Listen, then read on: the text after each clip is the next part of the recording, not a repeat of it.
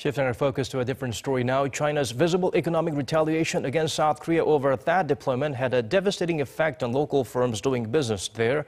But now Beijing is feeling the repercussions of its hasty choice of action. Won Jung-hwan gauges the impact for us. Since the global financial crisis in 2009, Kumho Tire has been the target of an acquisition by Chinese company Qingdao Double Star.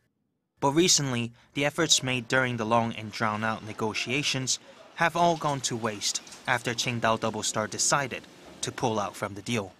According to Chinese newspaper The People's Daily, the Chinese firm withdrew from the deal due to pressure stemming from the current heightened tensions between the two countries, which has arisen from the deployment of THAAD. Chinese economic experts have also stated that the failed acquisition of Kumho Tire was due to diplomatic matters rather than the economic ones.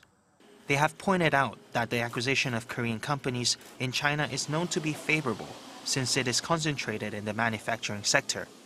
But takeovers of Korean companies have become very difficult for Chinese firms with the THAAD situation. Investment in China by South Korean companies has also declined over 40% in the first 7 months of this year, amid the prolonged diplomatic dispute. Korea's direct investment in China totaled $1.75 billion in the January-July period, down from $3.11 billion invested over the same period last year.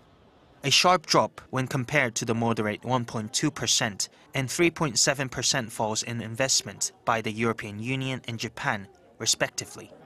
Despite repeated assurances from Seoul and Washington that the THAAD system is designed only to defend against North Korea, China has long voiced opposition to the deployment of THAAD in South Korea.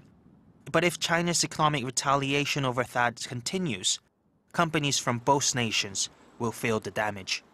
Won Jung-hwan, Arirang News.